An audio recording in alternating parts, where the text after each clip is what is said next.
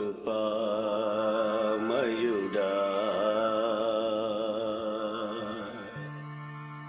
నీలోనా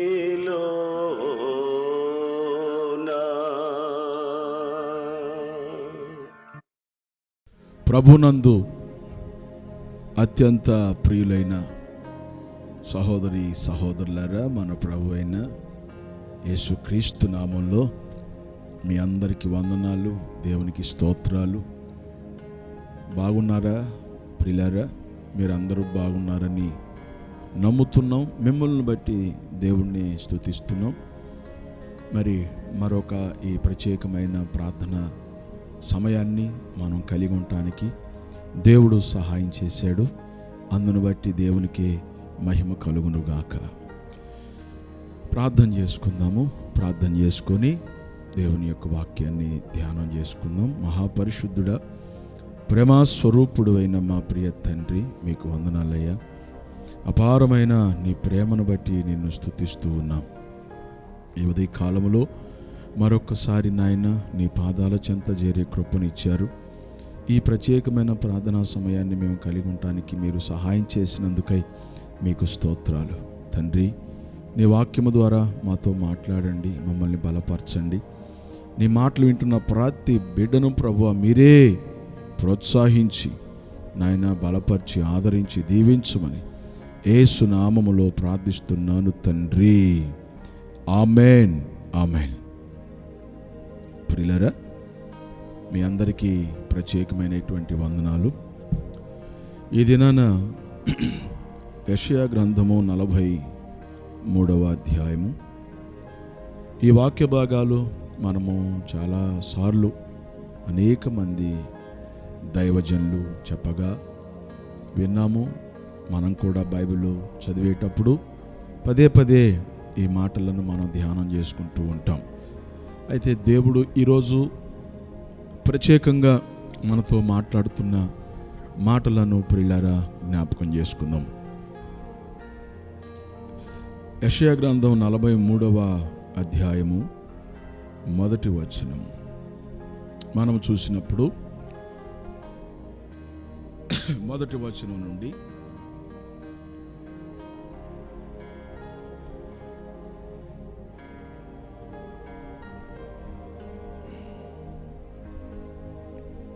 అయితే యాకోబు, నిన్ను సృజించిన వాడు యెహోవా, ఇశ్రాయేలు, నిన్ను నిర్మించిన వాడు ఇలాగూ సెలవిచ్చుచున్నాడు. నేను నిన్ను విమోచించి ఉన్నాను, భయపడకుము. పేరు పెట్టి నిన్ను పిలిచి ఉన్నాను, నీవు నా సొత్తు. నీవు జలములలో బడి దాటునప్పుడు నేను నీకు తోడయుందును. నదులలో బడి వెళ్ళునప్పుడు అవి నీ మీద పొర్లిపారవు. నీవు అగ్ని మధ్యను నడుచున్నప్పుడు కాలిపోవు, జ్వాలలు నిన్ను కాల్చవు. యెహోవానగు నేను నీకు దేవుడను, ఇశ్రాయేలు పరిశుద్ధ దేవుడైన నేనే నిన్ను రక్షించువాడును.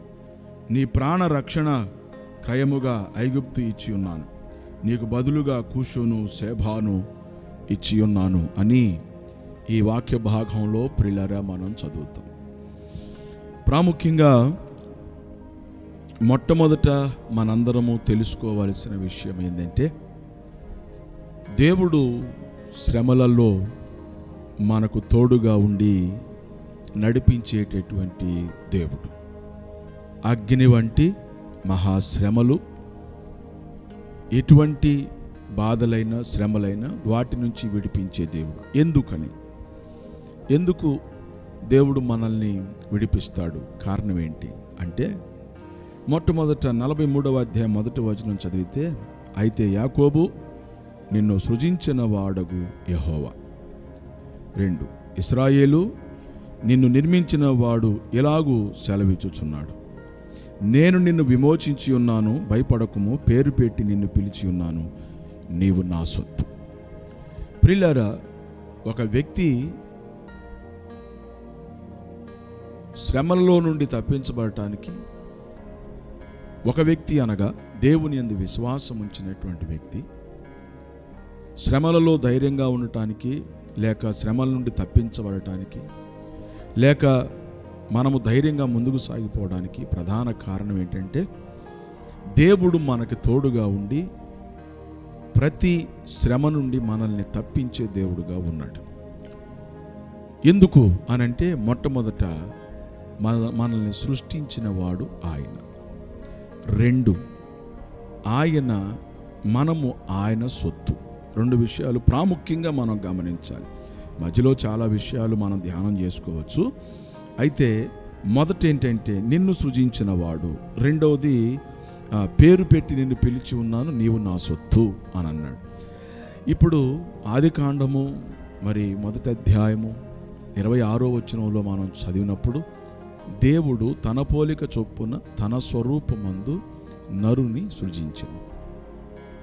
తర్వాత ప్రియులారా అపోస్తుల కార్యముల్లో మనం చదివినప్పుడు, తర్వాత కొరింథీ పత్రికలో కూడా మనం చదివినప్పుడు, మీరు విలువ పెట్టి కొనబడిన వారు, మీరు మీ సొత్తు కాదు, మీరు దేవుని సొత్తు అని వ్రాయబడింది. కాబట్టి మనల్ని సృష్టించిన వాడు, రెండవది మనము ఆయన సొత్తు అయినటువంటి ప్రజలం. కాబట్టి దేవుడు మనల్ని విడిచిపెట్టడు, దేవుడు మనల్ని మర్చిపోడు. మనము ఆయన మనల్ని ఎప్పుడూ కూడా మర్చిపోడు. కాబట్టి మనము కలిగి ఉండవలసింది ఏమిటంటే ధైర్యము కలిగినటువంటి వారుగా ఉండాలి. భయము కానీ పిరికితనం కానీ మనలో లేకుండా చూసుకోవాలి. ఎందుకనంటే నీవు ఆయన సొత్తు. ఇప్పుడు దేవుని సొత్తుగా మనం ఉన్నాం కాబట్టి దేవుడు మనల్ని ఎంత జాగ్రత్తగా చూసుకుంటాడు అనేది మనం గమనించాలి. ప్రియులారా, ఒక వస్తువుని, నీవు ఒక విలువైన వస్తువుని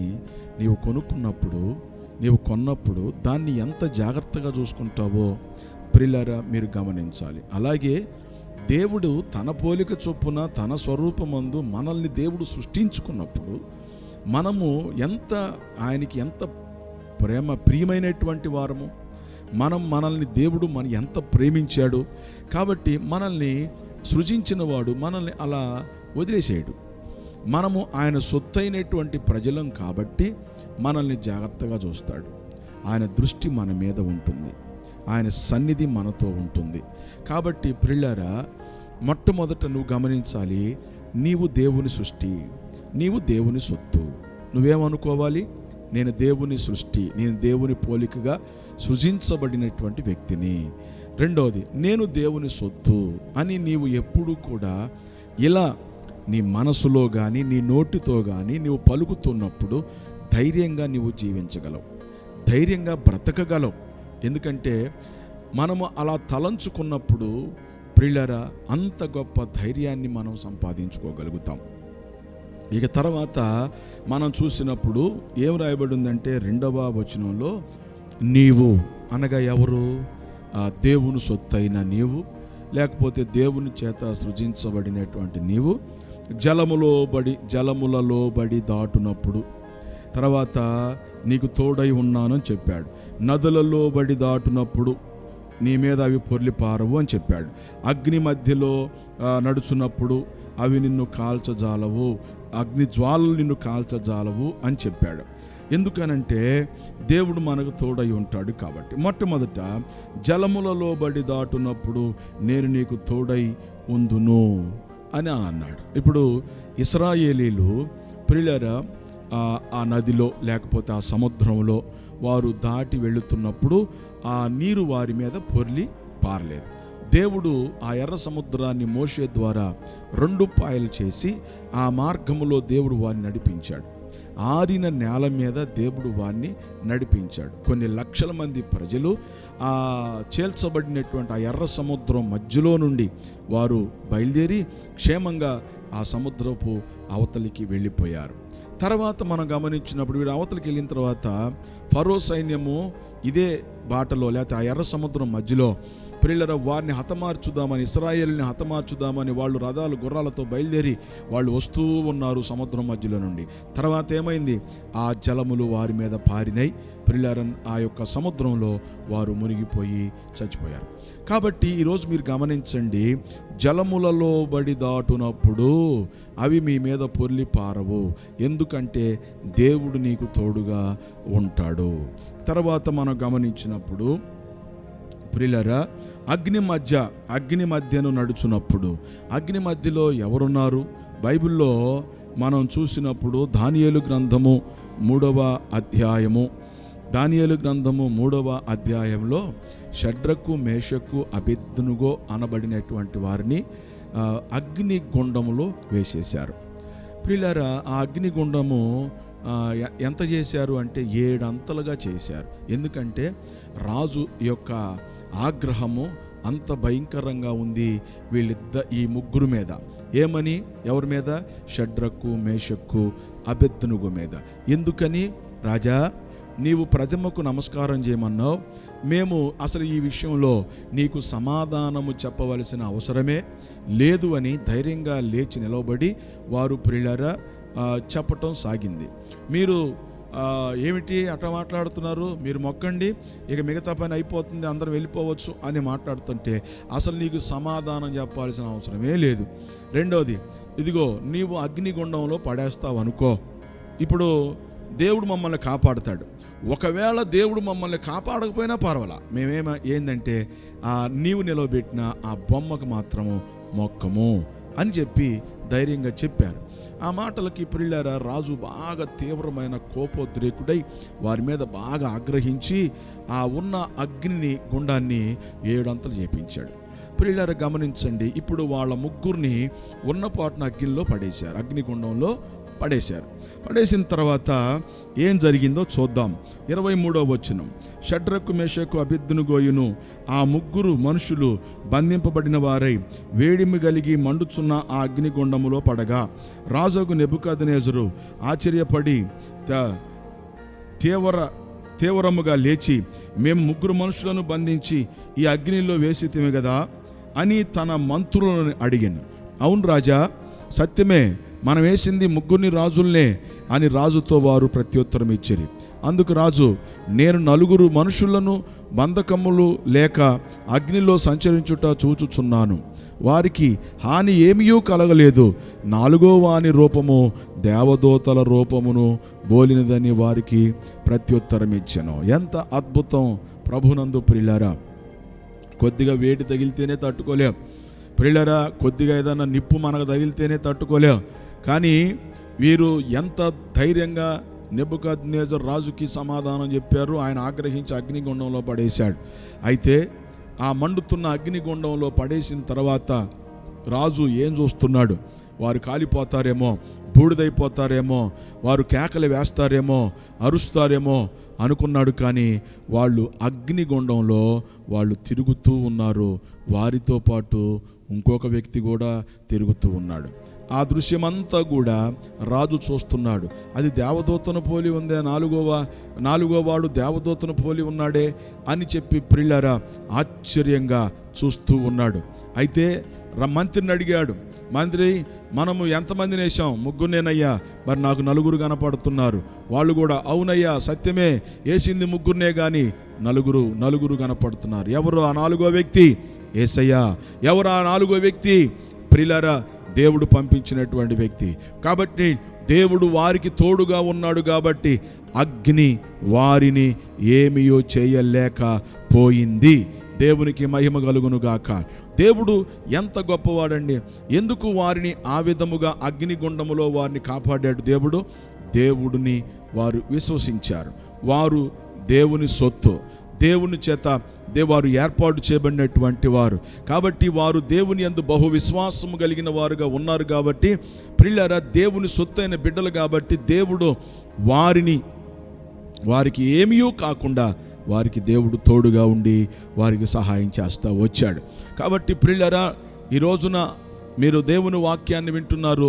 అగ్ని వంటి మహాశ్రమలు మీ జీవితంలో ఏర్పడినప్పుడు అదేదో పెద్ద విచిత్రంగా జరుగుతుందని మీరు ఆశ్చర్యపోకుండా అంటాడు. పేతురు రాసిన మొదటి పత్రికలో 4వ అధ్యాయము 12వ వచనాన్ని మనము ప్రియులారా చూసినప్పుడు, పేతురు రాసిన మొదటి పత్రిక 4వ అధ్యాయము 12వ వచనాన్ని మనం చూసినప్పుడు, ప్రియులారా, మిమ్మును శోధించుటకు మీకు కలుగుచున్న అగ్ని వంటి మహాశ్రమలను గూర్చి మీకేదో ఒక వింత సంభవించున్నట్లు ఆశ్చర్యపడకుడి. క్రీస్తు మహిమ బయలుపరచబడినప్పుడు మీరు మహా ఆనందముతో సంతోషించు నిమిత్తం క్రీస్తు శ్రమలలో మీరు పాలువారై ఉన్నంతగా సంతోషించండి అన్నాడు పేతురు.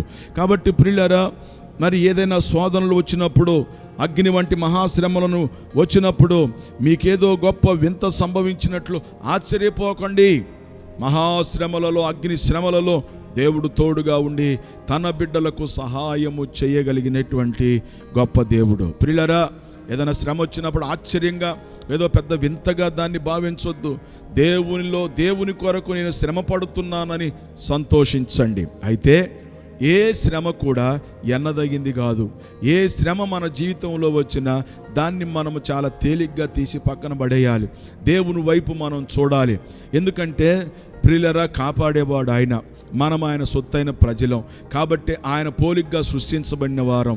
కాబట్టి ఆయన మన పక్షాన ఖచ్చితంగా వదిలిపెడతాడు. ప్రియులరా, మరి లోకంలో మనం చూస్తూ ఉన్నప్పుడు, లేక దేవుడే చెప్పాడు వాక్యంలో, సింహపు పిల్లల గురించి చెప్తా వచ్చాడు. అవి ఆకలి కొనొచ్చునేమో కానీ తన పిల్లలు ఆకలి కొనరు. ఎందుకనంటే దేవుడు తన పిల్లల్ని పోషించేటటువంటి వాడు. ప్రియులారా, తర్వాత తల్లి మరిచిన, తండ్రి విడిచిన, నేను నిన్ను విడువను, నిన్ను మరువనని చెప్పినటువంటి దేవుడు ఆయన. తన పిల్లల్ని మరచుటకు ఆయన అన్యాయస్తుడు కాదు, తన బిడ్డల్ని మరిచేవాడు కాదు. సహజంగా ఈ లోకంలో ఒక తల్లికి తండ్రికి పుట్టినటువంటి బిడ్డలు ఎవరైతే ఉన్నారో ఆ బిడ్డల్ని ఎంతో ప్రేమగా చూసుకుంటారు తల్లిదండ్రులు. అంతకంటే ప్రేమ కలిగినటువంటి వాడు దేవాతి దేవుడు. కాబట్టి ప్రభునందు ప్రియులారా, ఆయన ప్రేమ మన పట్ల అంత గొప్పగా ఉంది. మనకి ప్రియులారా, ఎటువంటి శ్రమ వచ్చినా ఆయన ఏదో చూస్తూ ఊరుకునే దేవుడు కాదు. ఆయన నీకు సహాయం చేసే దేవుడు, మనకు తోడుగా ఉన్నటువంటి దేవుడు. కాబట్టి ప్రియులారా, అగ్ని వంటి శ్రమలు వచ్చిన తర్వాత జలములలో దాటి వెళ్ళునప్పుడు అని అన్నాడు.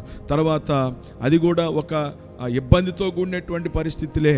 ప్రియులారా, కష్టంతో కూడినటువంటి పరిస్థితులే, తట్టుకోలేనటువంటి పరిస్థితులే జీవితంలో ఏర్పడుతూ ఉంటాయి. అయితే మరి అట్లాంటి టైంలో నేను ఓర్చుకోలేను అని నువ్వు బాధపడాల్సిన పని లేదు, నేను తట్టుకోలేను అనేటటువంటి బాధపడాల్సిన పని లేదు. కారణం ఏంటంటే అన్నిటికీ నీకు బలమును, శక్తిని, సహాయమును, తట్టుకునేటటువంటి బలాన్ని దేవుడు నీకు ఇస్తాడు. ఎందుకో తెలుసా? నువ్వు ఆయన బిడ్డవు గనుక, నువ్వు ఆయన సొత్తైన ప్రజవు గనుక, ఆయన పోలిగ్గా సృష్టించబడ్డవు గనుక నిన్ను మరువడు, నిన్ను విడువడు. నీ మీద ఆయన తన కనుదృష్టి నిలిపి ఉంచుతాడు. దేవునికి మహిమ కలుగునుగాక. తర్వాత మనం గమనించినప్పుడు కీర్తన గ్రంథంలో 91వ కీర్తన మనం చూద్దాం. 91వ కీర్తన 15వ వచనాన్ని ఒకసారి మనం చూద్దాం ప్రియులారా. అతడు నాకు మొర్రపెట్టగా నేను అతనికి ఉత్తరం ఇచ్చేదను, శ్రమలో నేను అతనికి తోడై ఉందును అని రాశాడు. కాబట్టి అతడు నాకు మొర్రపెట్టగా నేను అతనికి ఉత్తరం ఇస్తాను, శ్రమలో నేను అతనికి తోడై ఉంటాను అని చెప్పినటువంటి దేవుడు. కాబట్టి శ్రమలు వచ్చినప్పుడు కృంగిపోవద్దు, శ్రమలు వచ్చినప్పుడు దిగులు పడొద్దు, శ్రమలు వచ్చినప్పుడు ధైర్యంగా ఉండాలి. ఎందుకంటే వాక్యం చెప్తుంది, దేవుడు ఇక్కడ అంటున్నాడు, శ్రమలలో నేను అతనికి తోడై ఉంటాను, అతన్ని విడిపించి గొప్ప చేస్తానని చెప్పిన దేవుడు. శ్రమల నుంచి విడిపించేటటువంటి దేవుడు. ఇక్కడ ప్రాముఖ్యంగా అతడు అనే మాట మనం గమనిస్తాం. అతడు అతడు అతడు అనే మాటలు మనం గమనిస్తాం.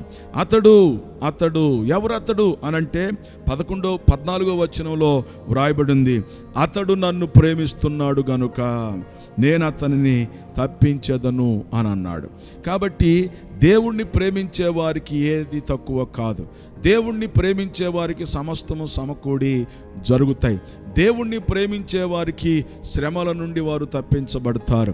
దేవుణ్ణి ప్రేమించే వారికి శ్రమల నుంచి విడిపించబడతారు. కాబట్టి ప్రియులారా, ఈ లోకంలో సహజంగా అందరికీ వచ్చినట్టే ఏదైనా బాధ వచ్చినా, ఏదన్నా కష్టం వచ్చినా, ఏదన్నా శోధన వచ్చినా అందరికి వచ్చినట్టే వచ్చుద్ది. కానీ ప్రత్యేకంగా మనకంటూ ఏమీ రాదు. మీరు అది ప్రతి ఒక్కరూ గమనించాలి. ఎందుకంటే ఈ లోకములో మనము ఉన్నంత కాలము ఇవన్నీ అనుభవించవలసిందే. అయితే ఆ తర్వాత మనము దేవుని యొద్దకు వెళ్ళిన తర్వాత ఏ శ్రమ ఉండదు. ఏ బాధ ఉండదు, ఏ కష్టము ఉండదు, ఏ ఇబ్బంది ఉండదు, ఏ కన్నీరు ఉండదు.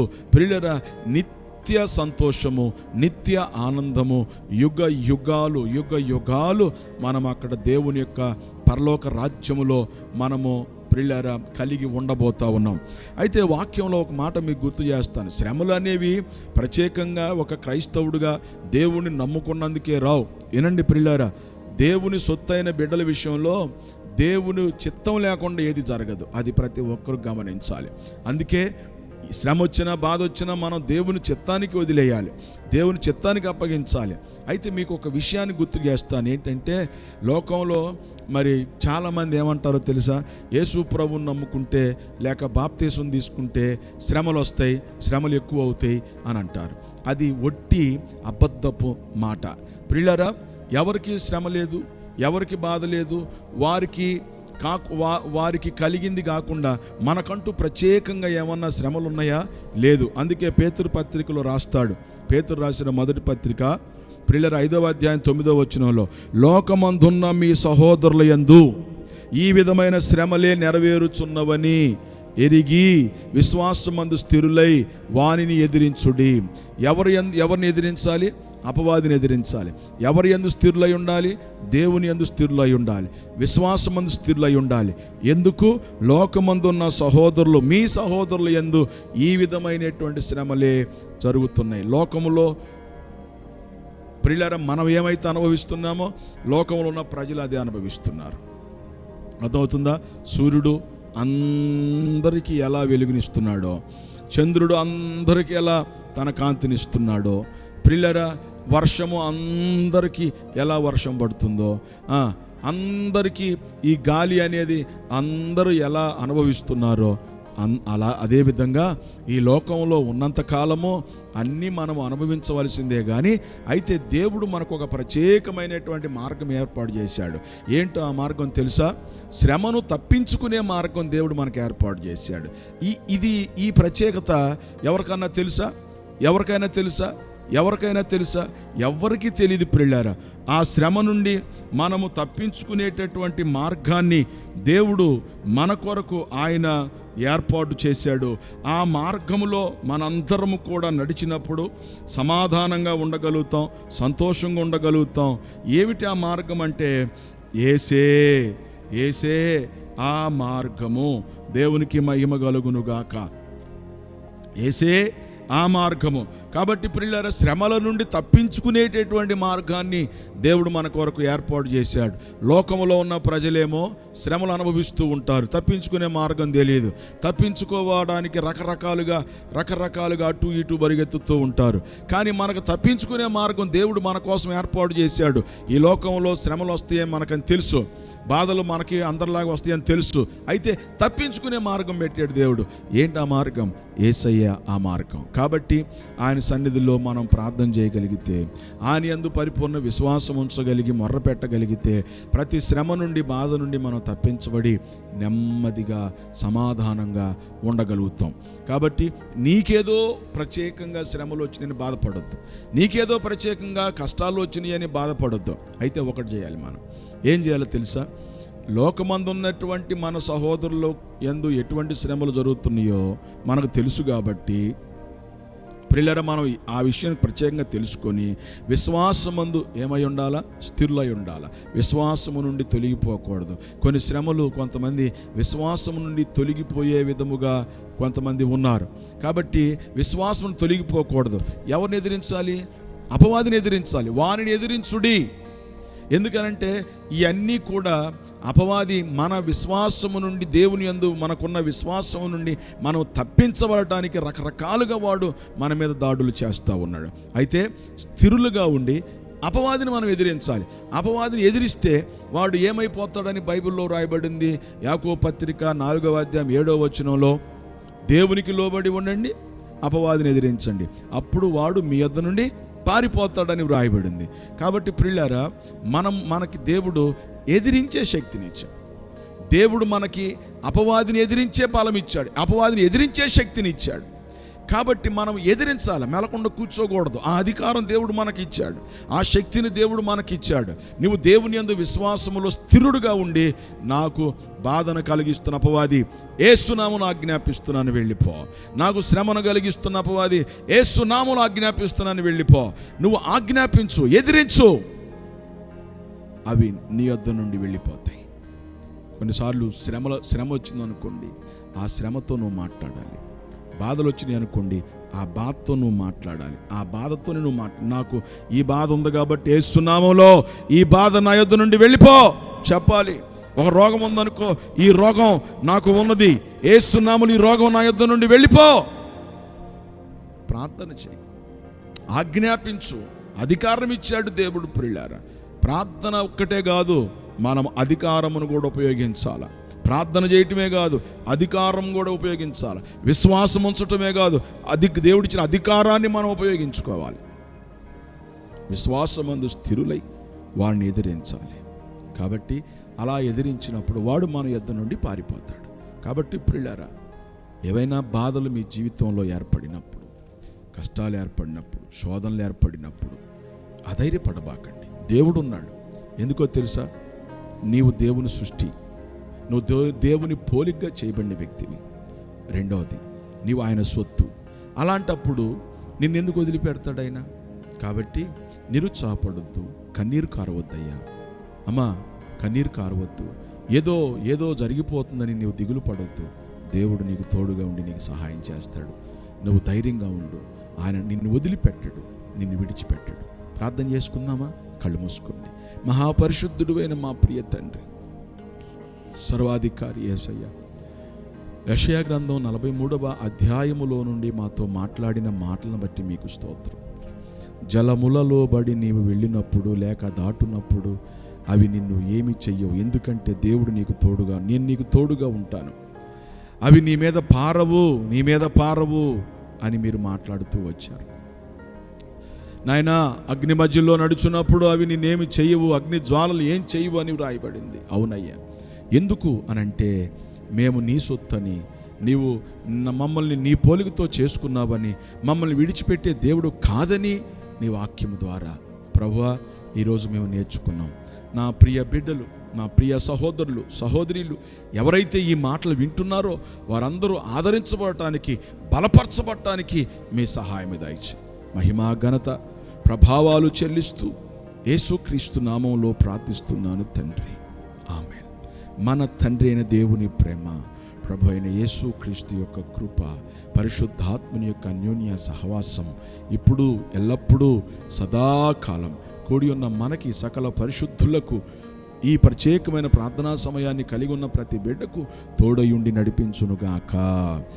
ఆమేన్, ఆమేన్, ఆమేన్. Praise the lord.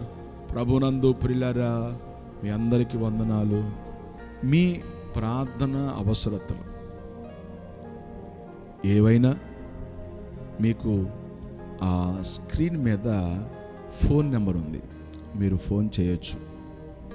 ఎప్పుడు చేయమంటారు పాస్టర్ గారు ఫోను? Any time, 24 hours.